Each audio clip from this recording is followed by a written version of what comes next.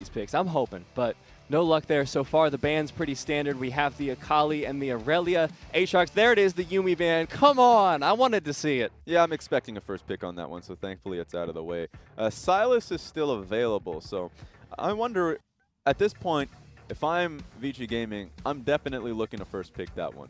A lot of the strength in Sylas at this point is the fact that you can actually draft away from having hard engage and expect, you know, Hacker to be going towards a Jarvan, and you still have that ultimate for your team fight initiation. So wonder where they're going to be going for that one if the Sylas ends up getting banned here by Suning.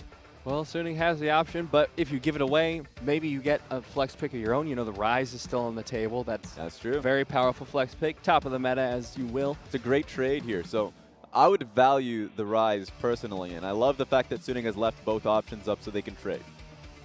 The Rakan going to be the ban there, taking that away from Southwind. He's shown some amazing performances on it. Last split.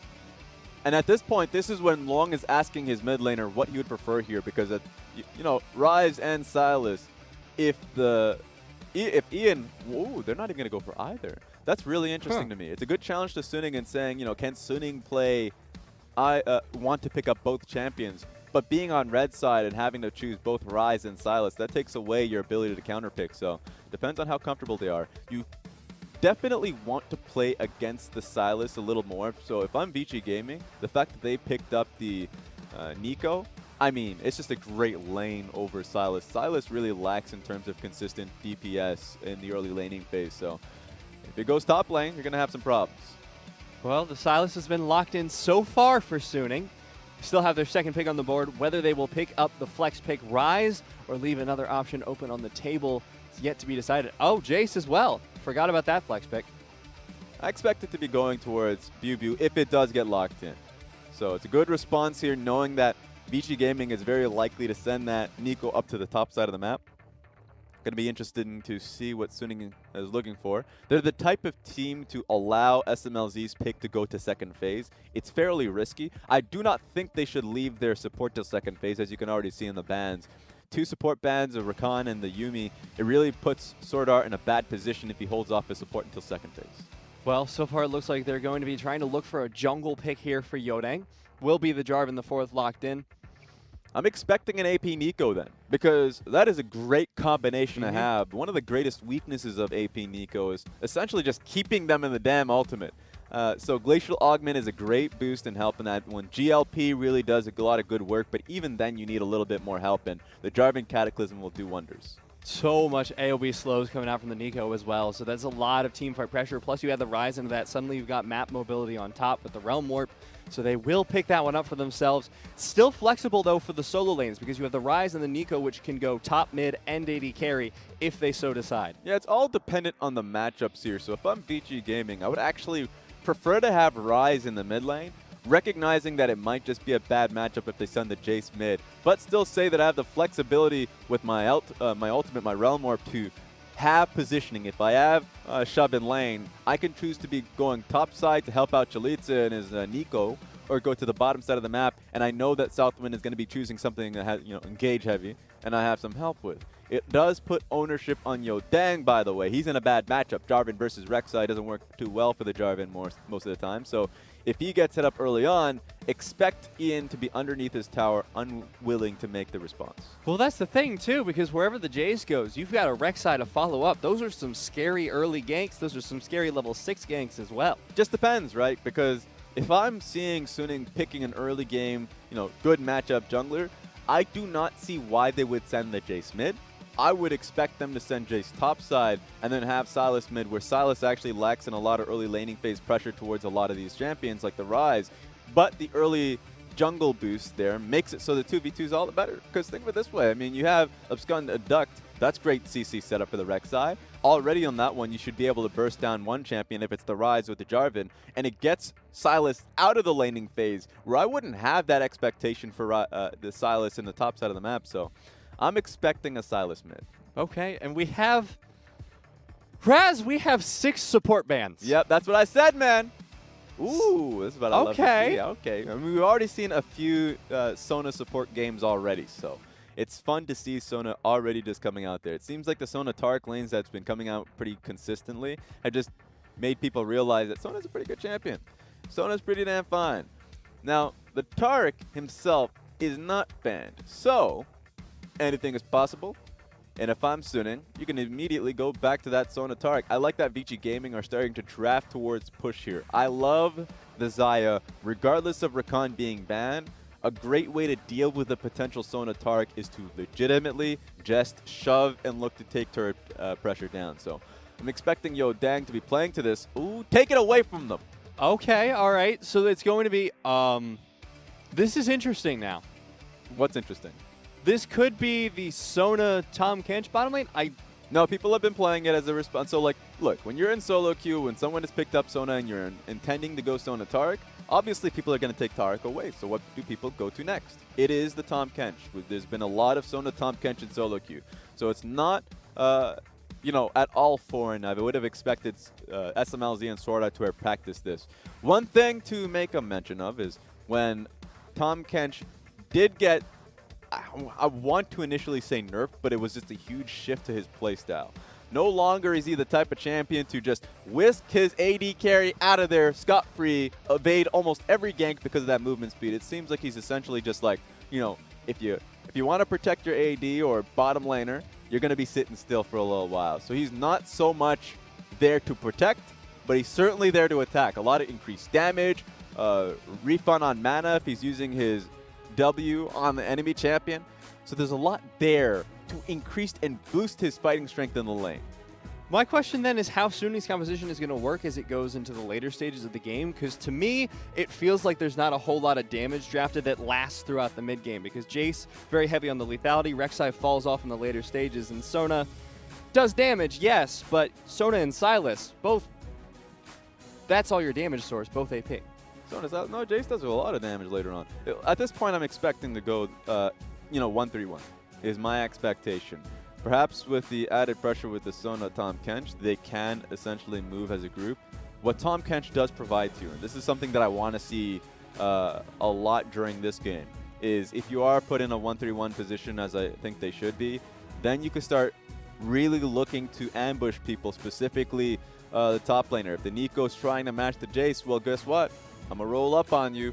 Rek'Sai's in my belly. Guess what? Now there's 3 people here. That is a great strategy to utilize. There's a lot of damage here for me in the mid game. So I love what Suning has to offer here early on. Great stuff, especially with the Sylas. If he uses the ultimate there, pick up Ian's Realm Warp, then expect multiple ultimates moving across the map. It's a lot of fun to look at. That's a lot of people that can move into any lane at any time. But on the other hand, Vici, they still got that team fight. They still got the Nico Jarvan combo. I want to see which one of these compositions comes out ahead as we get here into game number 1 between Vici Gaming and Suning.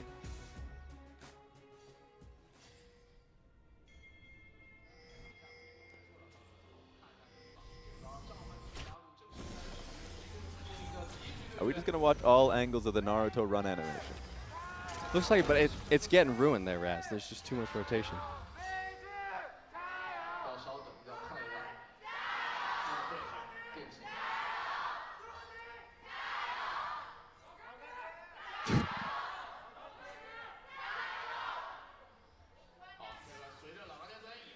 So immediately here, as you can already see, no changes to the Sona Taric vibe. Already look, Sona's picking up the support item, having the Frost Bang. Just going to be able to just harass the lane. Now, the biggest problems to a lot of this strategy, in MSI, people just didn't like to see this happen. It resulted in what was the fastest game in international competition for League of Legends. And it was just essentially if you lose the early skirmishes and if you cannot wave clear because guess what? You're Sona Tahm Kench, then you get dived, you get shoved in. There's nothing in your composition that can really stop that. You would have to be forced to fight. But then the earlier issue that you had in terms of just damage being present ain't there. Youdang's already here to mess them up. He's looking forward. He's level 2. The flag and drag. The flash lands. Goodbye, Sona. My God, we're seeing the squishiness on full display, Raz. Already. And people thought that the level 2 ganks would stop because Scuttle Crab don't exist. But guess what? Jarvan can do it whenever he wants to. He's already got the damage down, and take a look at this.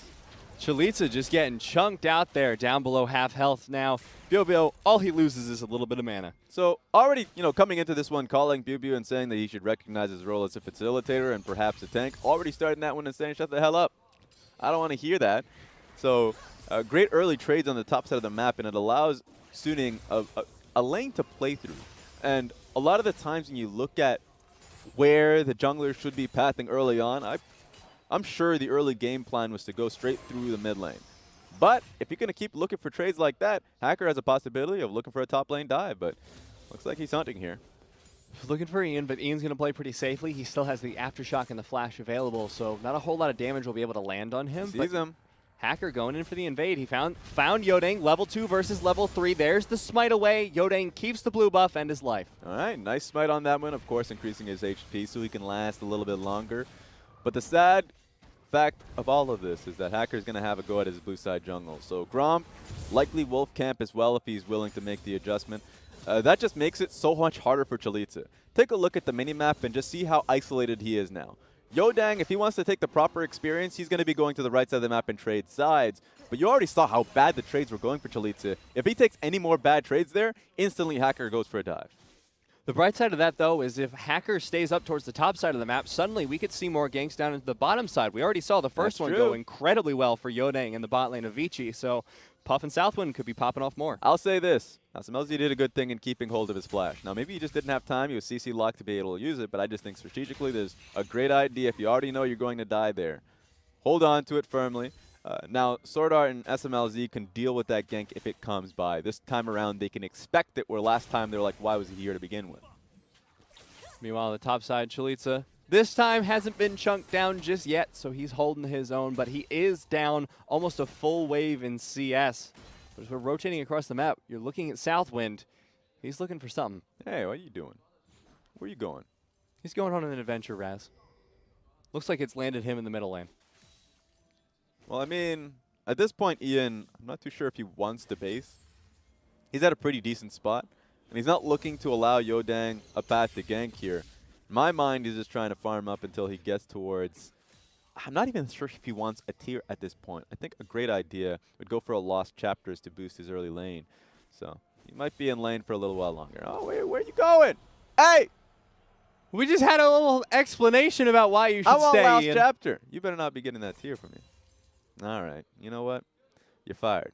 There's a tear for Ian and a few tears streaming down Raz's face, but it's fine. You know what? He's going to make it through. Biubiu taking a tower shot there. He's in trouble. The flash follows up. Goodbye. Biubiu flashes away, keeps himself alive for now. But here comes Youdang, the flag dunk, to finish him off. I mean, I was giving him the early props, and then this happens. Like, he was in a tough position no matter what anyways. He was actually pushing in, but not able to reset the wave for a very long time. There usually is a call for junglers to come and help him out, but Hacker was like, actually, I'm just going to be on the opposite side of the map. Well, you made your own mistakes. You make your own gravestone here. So, yeah, he gets himself Ocean Dragon, which will, in part, help his top laner, but that sucks. Yeah. It's really unfortunate, too, because he, like you said, was doing great in that early lane, but now there's the Seeker's Arm Guard on Chelizi, so he's going to have a lot of extra armor, a lot of sustain in that lane. He's going to have the mana sustain from the Fairy Charm. Oh. That's not possible. I'm saying this is not a good idea. There's no way Chelizi can actually harm Biubiu enough to be a good dive. Chelizi does have 6, though. This is a no. I think they're still looking for it, Raz. All right, well, we'll see what happens. Youdang looking for the flag and drag, will not land it, and Biubiu goes in for the engage, but that's just auto attack after auto attack, and Youdang forces him off. I will say the real issue here was that Rise was also coming up to the top side of the map, so he is still in dive range if Jarvan is still interested, but he would be losing out on a lot of experience if he sticks around. So ultimately, I'd say this is a positive. That turns a lot of the tides that was initially happening in the lane now in favor of Chelizi. That said, though, Hacker, as a return, has already seen where Youdang is, so he's going to try and steal away the red buff. He will be successful here. Just toss the Q over there. He's going to try and steal away the Raptors as well, but I don't know about this one. Youdang's back on the map. Doesn't have smite just yet, but he already has enough damage. At this point, this hurts for Youdang. He put in a lot of investment to turn the tides on the top side of the map, but now he's just behind in experience. CS totals in the bot lane are going Vici Gaming's way, however. Does require a little bit of arithmetic, but got there in the end. But this lane has gone a lot better for Smlz after the level 2 gank because not died, not been pressured. Rek'Sai is not turning back here. His red is still up, his blue buff is up, but his focus is going to be on the bot side of the map to match Youdang. So Let's see what he ends up doing here. I don't think he wants to fully commit knowing that his bot lane won't be there to help out first. Instead, he's rotating up towards the mid lane. We could see a gank here onto Ian. Still does have his flash, still does have the aftershock. At the end of the day, he goes back to his blue so he can hand it off to Maple. But this was just great from Hacker early on. Has a lot of early vision of Youdang. He could have made the play. I think some junglers would. Maybe Jia. He's throwing out that point. To get the fight forced on top of Youdang, maybe even forces his flash. But he doesn't want to take that risk, and so he's put his team in a strong position. Smlz and SwordArt are now aware of the impending doom. Jarvan still goes topside, but they were ready enough. They had their control ward just behind them, and Rek'Sai stayed around. Youdang's pathing has been spotted out here. There was a ward down by his red buff, so Hacker knows that he's on the top side of the map. Here you go. But Hacker himself's been spotted out, so this will have to be a dive if anything happens. Here comes Silas too, so this is full-fledged. Southwind and Puff got to get out of here. Southwind, not level 6, doesn't have the invulnerability, but it's going to be fine. Suning not going to go for the full dive between the towers. This has just been a great, last 4 minutes here from Suning. A great way to just kind of erase what happened earlier on with Biubiu. So the fact that they were able to turn back what was a good early investment in gold from Vici Gaming is looking good. It seems like, I mean, if you just look at the goal count, the fact that the kill count says 2-0, Suning showcases that just by playing the map and playing the mid lane really well, and specifically a lot of the gold's been on Hacker, that looks like it's going real well for them. Yep, now Chelizi no longer feeling under threat in the top lane, so this matchup suddenly might be a little bit harder for Biubiu. I want to see where Hacker's going to go. He did lose his red buff over to Youdang, so that's been a trade there. I've been impressed with Hacker's pathing early so far. One thing I want to see from Hacker going forward, you can already see vision control being leveraged around the mid lane. Important. I think he should be playing towards the top side of the map with Rift Trails up, already being pinged, but it's pinged by Vici Gaming, recognizing that that's something that they need to be able to protect. Ryze should have a good amount of AP to be able to wave clear mid lane and have control of that. But if Maple is able to recognize or catch that out, can call for a gank from Hacker. So there's a lot of skirmishing power here, and Hacker's just setting up for the Rift. Believe he's been spotted out, though, by that control ward, so we're going to see what he decides to do to get that control. It is very hard to dive a post-6 Nico, so that ain't going to be happening anytime soon. Instead, it's the engage in the mid lane. Aftershock's been popped by both mid laners. Ian, he might be in trouble. Flashes away preemptively. Here comes the ultimate, but Youdang's there. Realm Warp to get him out. He's safe for now, but here comes the bottom lane of Suning. They pick up the kill onto Ian, and Maple falls in the mid lane in the meantime. While it's a trade, that's a hell of a lot of assist gold going towards Suning. That was a great idea and goal from Suning to be able to look for that mid lane play.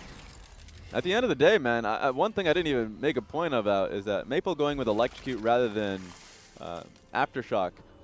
Now, Aftershock did get a few nerfs that makes it difficult to be able to keep longer trades going, especially versus a Ryze. But Ryze lasted long enough. He was the one with the Aftershock. So tough call there. He goes in, gets bursted out a lot, and taken down by Youdang. He's working on mitigating that burst, though, even further there for Ian. He's going to be working on the Merc Treads. But in the meantime, the more important thing, the Rift Herald taken away by Vici Gaming. Youdang going to be the one to pick that one up. And the bottom laner, Vici's been rotated top. That's a great call, though, because the biggest worry for Vici Gaming was that they weren't strong enough in the top side of the map, and that Hacker was leveraging his strength a little bit too much, staying there. So they decided to utilize the support. AD carry, had them shove out, send them back top side. So once again, Maple takes a lot of damage. No Aftershock on the Silas means that that's just going to be stacking. Now, one thing I love the most is that the bot side of the map ends up coming through SwordArt and Smlz at the same time. Ideally, it's of course just a 2-4-0, or maybe if Jarvan just stays out of the way, that's a 1-for-0, and they go topside and end up looking for a Rift Trail play. In that play, obviously, Youdang is aware enough of the situation to get the kill and trade back onto Maple, but it looks like great coordination at the beginning of the game here from Suning. Now VG might be having a little bit of problem from the Suning coordination. Seems like they've been looking to fix that issue we talked about in the pregame, and so far, Suning's game. They've caught up a little bit in the gold lead, only down 600, and they've got the Ocean Drake. This is the real test, though. Knowing that you can make some great moves, but you have to respond to Vici Gaming now. They're the ones with Rift Herald. You have to find out where the jungler is and when he's going to place it down. Now, most of the time, the best way to play it out is just stick to your dual lane. head up to your top side of the map and place the Rift Herald there so you have the ability to actually chip down the turret. But Suning is aware of that, and Hacker's just sticking in between these two lanes. Just going to rotate up, get more vision, clear it out so that they can roam freely up here between the mid and top.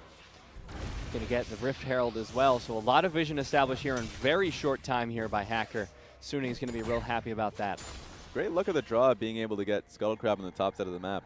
Makes it so Maple has that movement speed available from going both mid and top lane if the Rift Herald was to be placed top side of the map. Now the top side, Suning have picked up a turret plating. They're going to try and keep shoving this as Southwind backs. But on the bottom side of the map, the Ocean Drake is still available. I wonder if either team's going to go for that, because Suning, they could be working towards a triple Ocean in the later stages of the game. Definitely they should, especially Suning going for it. But I mean, look at Youdang. He's on the right side of the map at the right time alongside Ian, but Ian doesn't have too much mana, so they'd have to get, wait a minute. You kidding me? This is how you're going to use your Rift Herald? Definitely an interesting use here, Raz. Get that gold. Is it going to be solo gold on the Nico, though, or are they going to all just, they're all clumping to get in on the action? Hey, give it to your top laner. Let him scale, man. I ain't even worried about the scaling. I'm just worried about him getting the gold necessary. It's okay, though. It's all right. They're just trying to push. Maybe they can get the second tower off this, actually. Well, they do still have all three, and the response isn't coming out just yet from the Suning bottom lane. Awful response here from Suning. You cannot trade sides with Sona Tom Kench. The ability to chip down on turrets literally doesn't exist. So, interesting call. Well, even more interesting is that Maple and Smlz did have teleport if they really wanted to stop the push. This is risky. I would have loved Vici Gaming to utilize the Rift Herald to go towards the bottom lane inner turret, but doing this allows Suning the time to come in and check up what's happening, maybe challenge for it. At the end of the day, that doesn't happen. Great for Vici Gaming to still get something off of this. Yeah, they deny the triple Ocean Drake possibility there from Suning, pick up an Ocean Drake of their own, and the next one's going to be Mountain. So I suspect that one's going to be contended as well, because it's a lot of objective control you can get. It's definitely, okay, this game right here, kind of just screams out Dragon Game, right? Because 100%, one of the biggest problems that I've had with Vici Gaming last split was the fact that they were incapable of taking the mid lane turret. They didn't know how to do it. If they didn't have range, then they're like, well, are we going to team fight to get it? Are we, what's happening here? They currently have, right now, one of the worst compositions of being able to siege mid lane turret. So, good luck with that. Dragon is certainly going to be a thing that they're going to be trying to work at. Or, look at Biubiu. Look how long that lane is, first of all, and how unwilling he is to just move away from it. So, if I'm Vici Gaming, certainly you can send Youdang and Ian back to that side of the map, but it seems like they're trying to set up for that early 1-3-1. Now, the 1-3-1 here just actually works to get Ian as much experience, solo experience as possible. That is a perfect way to be able to play this one out, especially since he just needs time so his Seraph's Embrace comes through. Doesn't look like Ian's the only one up here, though, however, because Puff and Southwind lurking on the sideline. Said they're not going to go for a gank, but almost all the members of both teams are up towards this top side of the Baron Pit. Vici Gaming with that turret plating gold, 800. Nice. A lot of that was just literally the Rift Herald, so not much you can say about that one. That's with them reaping the rewards for sending their dual lane topside. Have the Herald power play, but now it's going to be looking as the Vici bot lane resets towards the mid lane. There's going to be a lot of action coming out here at some point towards this Baron Pit because nobody seems happy to leave it. Oh, you say Baron Pit, that's 4 minutes from now, buddy. So you better relax when you're talking about the Baron Pit. They're hanging around there, though, Raz. I'm scared. A lot of that is, and so let's talk about what Suning could use of the vision control that they have here. I mean, you can already see what Rek'Sai was positioning for, a possibility for being able to find a pick on somebody in transition. If top lane's being shoved in consistently, then you would expect Youdang and perhaps Southwind to make the move from mid lane to top lane. If they can find a pick, easy pick, fantastic, then you can make your move on the mid lane first. If both teams play respectfully, then there's nothing you can really do here, right? So that's why both teams are not willing to commit. That's what's hard here. It reminds me of an NALCS game where both teams have great vision so they can make some action, but no one wants to be able to do it, and they're both very comfortable with the scaling factor. Sona's great saying, hey guys, I'm going to be building up my Seraphs. I'm fine. Just we can spend as much time as possible, especially being able to get Jace's item so he can stick on side lane and do his work. We're okay with that. VG Games saying the same thing too. They have Nico and Rise. Why would they stop? Why would they try and push for something now? So, as I say, both of them ready to work on that scaling aspect because the game really hasn't broken open yet. There's barely a gold lead here for Vici, just 600. So they've just been chilling the whole game. They did have the advantage in the gold from the Rift Herald, but that's been evened up. No one's here to stop them. Maple might be breaking it down. This is the small, mistakes that come through that I would say more experienced teams are able to capitalize on. On this side, Suning, specifically how they've been utilizing Hacker and SwordArt between both mid and top lane. They found that opening for Maple to be able to pick up the top lane towers. So good stuff. I mean, at this point in time, you already see the gold is even out when VG Gaming had the gold lead for the majority of the game. Now everyone's resetting, back to base, picking up their items. No Black Cleaver just yet for Hacker, but almost got the Proto Belt there on Maple, so once he does, he's got that extra burst in his hands. And interestingly enough, Medjai's picked up there for Smlz. Yeah, makes sense at this point in time. You don't expect him to die even as the Tom Kench, just in case. One thing that I want to point out for is double Kindle gem on the side of both Hacker and Maple. Both of them being able to have reduced cooldowns, HP. Kindle gem is just a wonderful, probably the best recipe in the game. I'm just going to put that one out there. And so for them, at this point in time, they can pick a fight if they find a pick. And a lot of that is going to be around Smlz that you previously mentioned. So if you find someone where you just send the Sona ulti down on them, then I'm willing to bet my money on Suning. But it just depends. It's all the time. It's all a game of time. If they're not willing to all in and they don't think they have enough damage, then Taric ultimate will just ruin their day. Well, now feels like a decent time to fight for Vici because they've got two items, and there goes the engage. Smlz safe for now. Cosmic Radiant's going to come out. They might be able to catch SwordArt. No, the four-man crescendo saves Suning's. All right, well, you know what? That was just perfect from SwordArt. Legitimately saved Smlz so we can get that four-man ultimate. Taric ultimate is down. If Suning wants to fight, they better go for it. Suning trying to get the re-engage, poking down on the Youdang. They have so much poke between the Sona and Biubiu. You know what this means, though? Dragon is wonderful for Suning. That could be their second Dragon, and they're in a perfect position to fight. Smlz gets dangerously low. He's got to be careful with his positioning here. He's got Medjai's. Great poke here from Biubiu. Okay. Pop Blossom, little too aggressive there from Maple, but doesn't matter. It's not his ultimate anyways. But this is good enough poke. At this point, if you're not confident starting Dragon, then you're never going to be confident in life. SwordArt is been doing a lot of great work being able to protect Smlz. While Tom Kench's ability to save his opponents got nerfed, don't do this to me. Okay, we're good. Got smited. Why are you saying that's good? Hacker just flashed in place. Okay, that bit's not good. That's awful. That bit's the bad bit.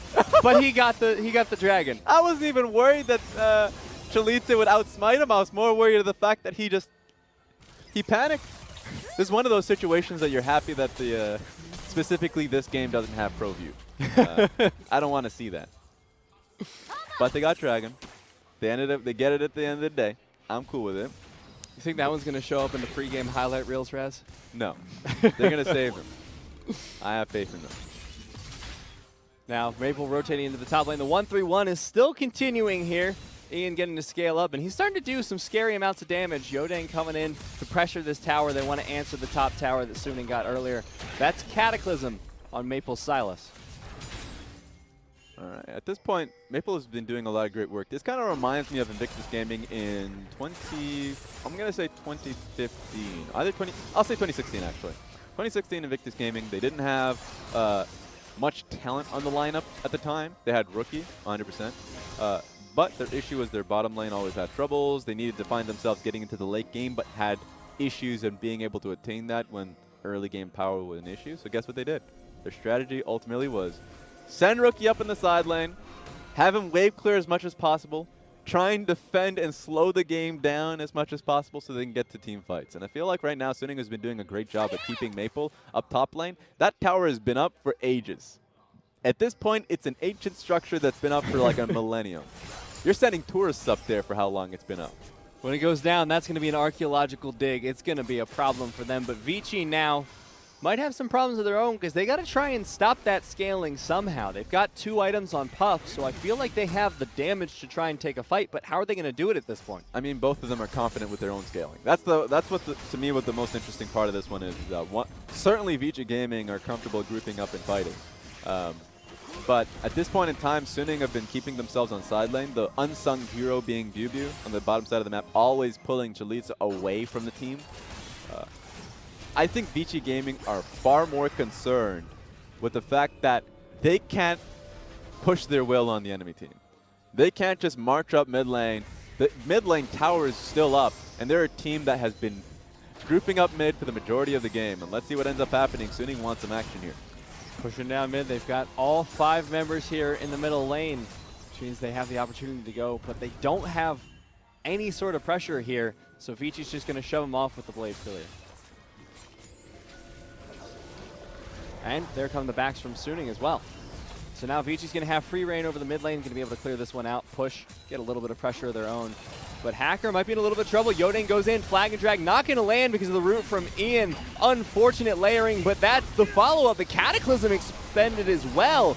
Youdang takes half his health and damage, but does get the kill down onto Hacker. So close to being saved. Realm Warp, going to be catching somebody. They want to find the flag and drag, but Crescendo comes out. Cosmic Radiance does come down in time. Youdang safe. The mid lane tower is not. And Suning, they finally lost the mid lane tower. Vici have done it. Here comes Jace, though. There's a possibility that Suning can try and turn this one. Southwind, that's a lot of damage onto him. He finally goes down, but my God, the Pop Blossom, the follow up. Maple's down, Hacker's down, so Vici feel comfortable chasing this one in. Yeah, this is still bad for Suning, but they were trying to find something to come up with this one. It was ultimately them just catching Hacker out and finding the go button mid lane. This is something that Vici Gaming lacked pretty much in the early season.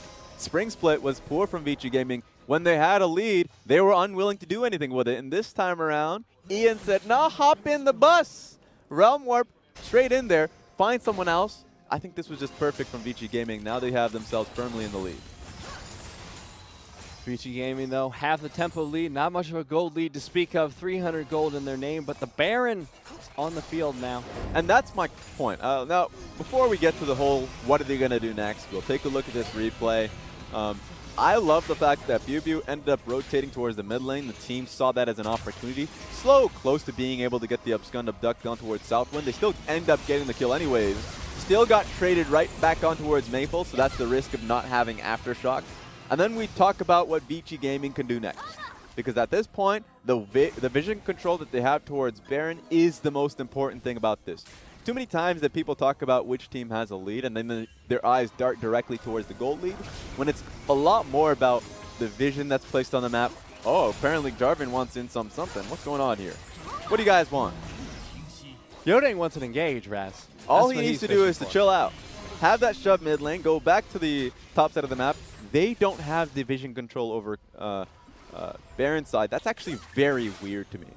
Because while we were essentially in the replay, they had somebody, so they had a man up so they can walk up towards vision. Now they're about to lose Baron when they had all the control. Baron's already down to 2,000 HP. Can the steal come in? It looks like it won't follow up. Hacker gets it, but the Pop Blossom to follow from both teams. One kill goes down onto Biubiu, but who is going to win the fight? Vici need a clean wipe here. They want to neutralize the Baron, and so far they've taken down 2. Can they find the other 3? Here comes the Realm Warp for the chase. 3 men following into it. 3 versus 3 up here on the top side of this fight, but they can't find the CC. Lands under SwordArt the cleanse to follow it up. They're still trying to chase this man down. They will find him, but Smlz and Maple will make it away. There we go. Suning are able to get 2 people out there. The waves have been pushed out too, so there's nothing that Vici Gaming can do to get them out while they're dead. 30-second death timer on SwordArt. They're just fine. In fact, Maple's like, all right, let me get this shove out before I end up basing myself. I might even get this tower. Wait a second. He's got the Baron. Really? All right, you got this. So let's backtrack a little bit there. While we were in replay, Vici Gaming had a man advantage. They had control wards. They had mid lane shoved out. Why did they not move towards the Baron buff and clear out all the vision that Suning has had? And then why, as a response, they didn't move to the right side of the map to what was a Cloud Dragon? So that's just sad. Ultimately, it results in this.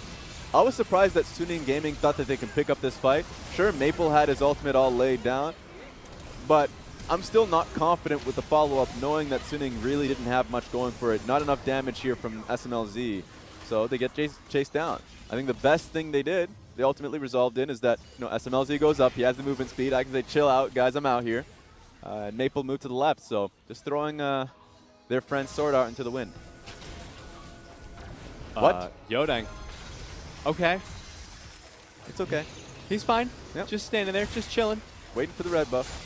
Oh, EQ follow up. He wants to engage, finds it with the Cataclysm. Here comes the Cosmic Radiance. They want to save Ian. They've saved the mid laner for now. Hacker going in. Here comes the Pop Blossom from Chelizi. Finds one, but they're chasing it down. The top side of the fight, Vici are just losing everyone. A split fight, and they're not doing great, but the turnaround comes in. The damage onto Smlz, the double kill for Puff. And it looks like Vici once again run it through with a triple kill for Puff. What you're seeing here is something no one was really surprised about. I mean, SwordArt should be able to get at it. Oh, wait a minute. What are we doing here? Are we really following me for this one? Calm down, everybody. Don't do this. No. Why? They're going to try and go for it. They might get it, but that's 2 ultimates expended just for the support. It's okay. No one died. I'm all right with that. They can take that mid lane turret, too. All right. They might even go for an inhibitor. So, what did we say about what Shooting should be doing with this composition? Scale. Huh? They're waiting to scale. What did I just said 2 times that they literally both have scaling compositions. So Suning should be going on side lane, 100%. They should never be team fighting. They have great side lane. Biubiu has been doing a lot of great work in the bottom side of the map. But at this point, they've been essentially ramming it straight in towards Rise and the Xayah, who's been fantastically protected by Southwind. And he's dead. Yikes. All right, well, it's okay. He wasn't protected by Southwind. Oh, no, they're going in for Ian as well. All right, and so Suning find a 1-3-1 of their own in the end. It's more of just a run down through the jungle. All right, this is my favorite kind of game. Abandon all strategies. It seems to be working out for Suning. Oh, yeah, let's get this guy, too.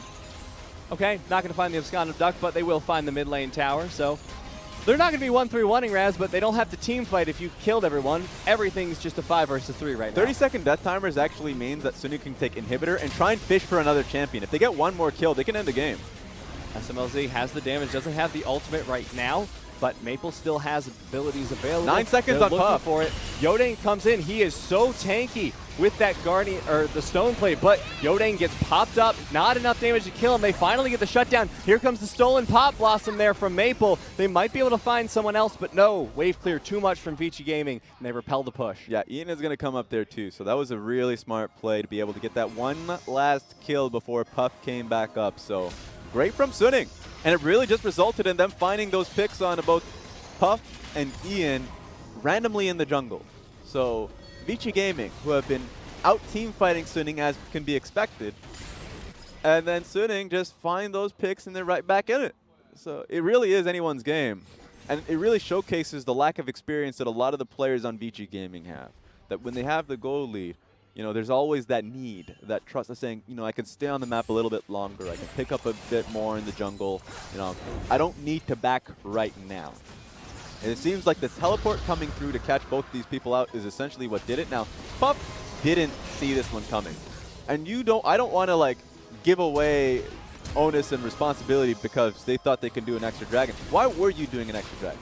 After you've been winning team fight after team fight as a group, it's essentially an extra bit of what? Cloud Dragon, for what does that actually give you? I think they should be focusing right now. Thankfully, they're all back up. Mid lane inhibitor is actually the best inhibitor to lose. Technically, the best inhibitor to lose is none. But the fact that it was mid lane is that they can always shove out, have that well protected, and then still vie for Baron buff. Mid lane will be the silver medal for them, but Suning trying to get the push, has the poke still coming out from Biubiu. But now Vici have to defend the push of their own. The Baron will be up just 20 seconds. So they need to establish vision around this as best they can. But Suning now, all they got to do is play the waiting game. You don't got to do too much. You at least will have one person from Vici Gaming, I would assume it would be Puff, to hold that mid lane up so they can try and contest for Baron. But it seems like they've been slowed down. It's a good opportunity for Vici. Here comes the flag and drag. Cosmic Radiance comes out, but Youdang, will he be able to find a Cataclysm? No, but the Pop Blossom comes in. Maple, so much damage. The return from Chelizi, not enough. And Suning may have finally found a team fight for them. The GA's been popped there onto Hacker, but Suning, the rest of the team, is chasing down. Puff so incredibly low. They won't be able to find him as he gets over the wall, but the Realm Warp is coming in. It's been stolen. Maple Silas, the highlight of that team fight. And the ace comes in for Suning. Maple is a madman.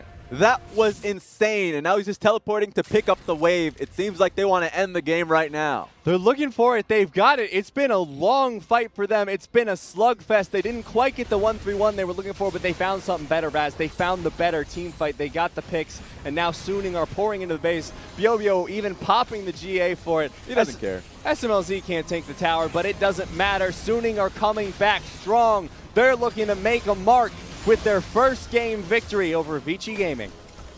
It was a slugfest. It was tough.